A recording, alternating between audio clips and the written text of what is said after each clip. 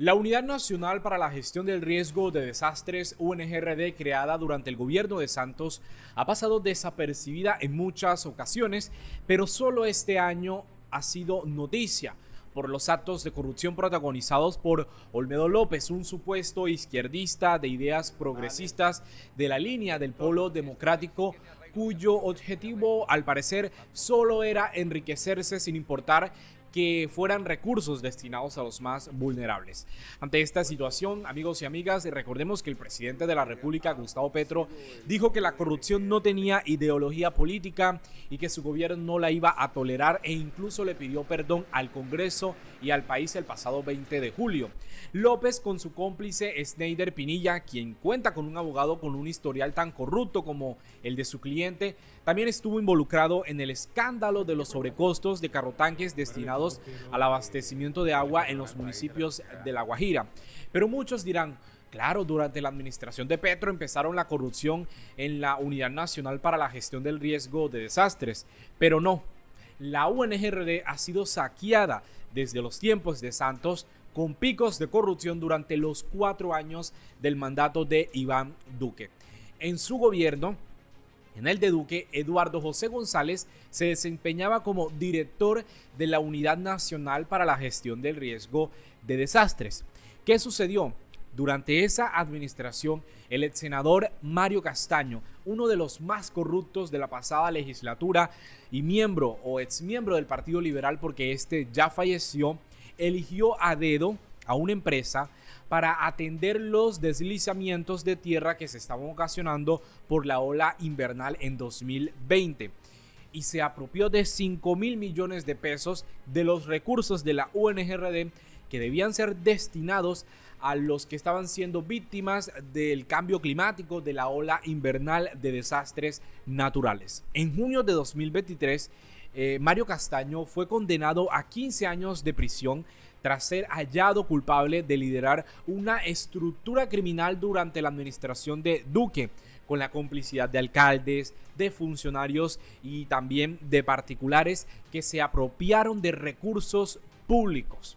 Es decir, el saqueo de la UNGRD durante los años de Duque fue de tal magnitud que el 14 o el 4 de septiembre del presente año, la Procuraduría no halló otro camino sino de formular cargos contra el exdirector González por las presuntas irregularidades en la firma de contratos multimillonarios durante la pandemia.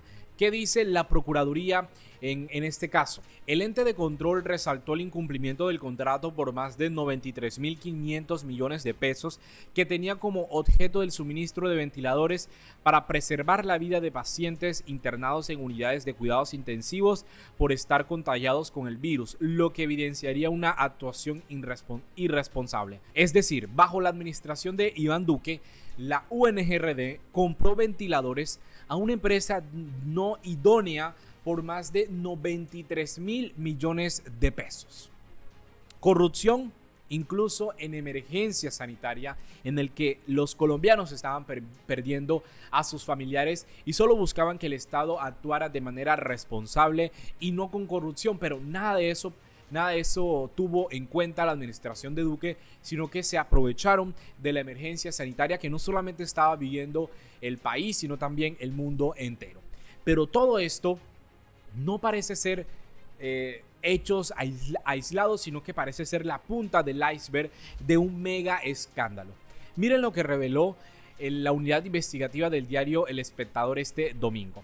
Dice que en 2021 la UNGRD adquirió madera ilegalmente extraída por el Clan del Golfo. Por eso el presidente Petro está diciendo que la reconstrucción de Providencia durante el gobierno de Duque se convirtió en un lavado de activos del Clan del Golfo. La UNGRD tenía la función constitucional de reconstruir las viviendas en San Andrés y Providencia tras el paso del huracán Iota, pero compró la madera para esas obras a una empresa llamada Maderas El Amparo. Esa empresa, dice el diario El Espectador, según investigación de la Fiscalía, entre el 2016 y el 2023 deforestó el Parque Nacional Natural Paramillo, una área protegida de 460.000 hectáreas en las que opera el Clan del Golfo.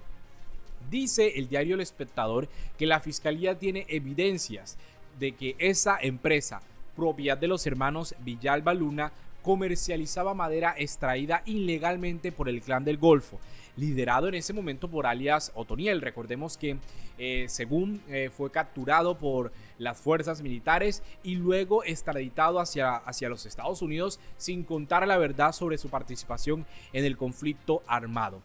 El diario El Espectador está diciendo que los hermanos Villalba Luna habrían ganado 6.000 millones de pesos con el tráfico ilegal de madera en ese periodo.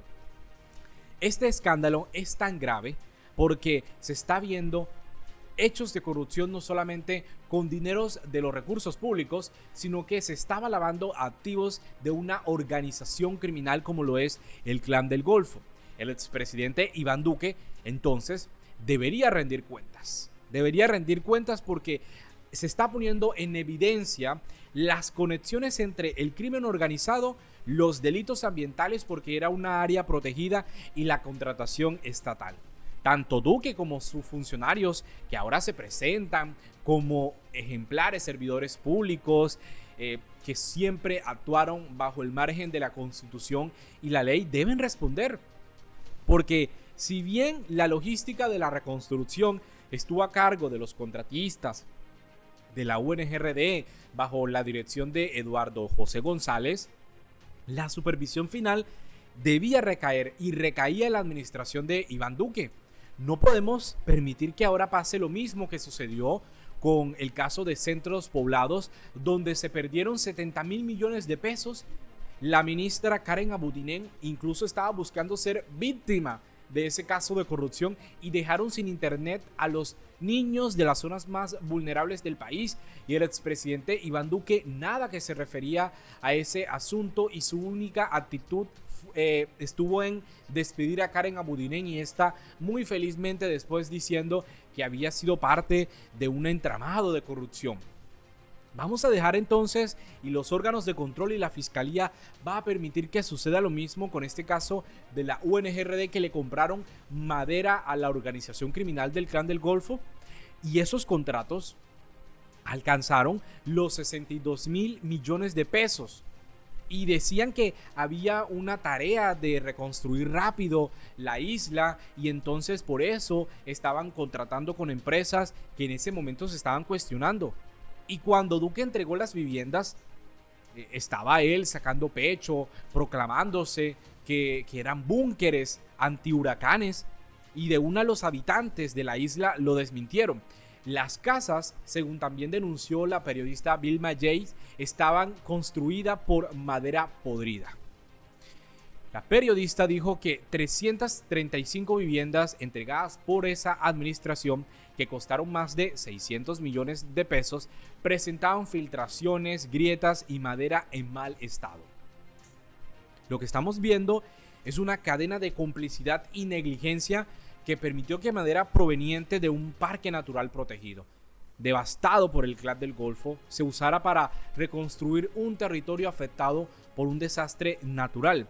Este es un hecho, amigos y amigas, que debe ser investigado por la justicia, porque aquí se está revelando una desconexión no solamente entre los esfuerzos por combatir la ilegalidad y la supervisión de los contratos estatales, sino que se está viendo que durante la administración de Iván Duque estos hechos, estas irregularidades en la contratación de proyectos de infraestructura de emergencia estaban utilizando los recursos públicos para enriquecerse los bolsillos de particulares, y no solamente de particulares, sino también de bandas delincuenciales como el Clan del Golfo. El argumento de que la urgencia de las obras justificaba la falta de control sobre los materiales utilizados no cabe aquí, porque eso es totalmente inadmisible.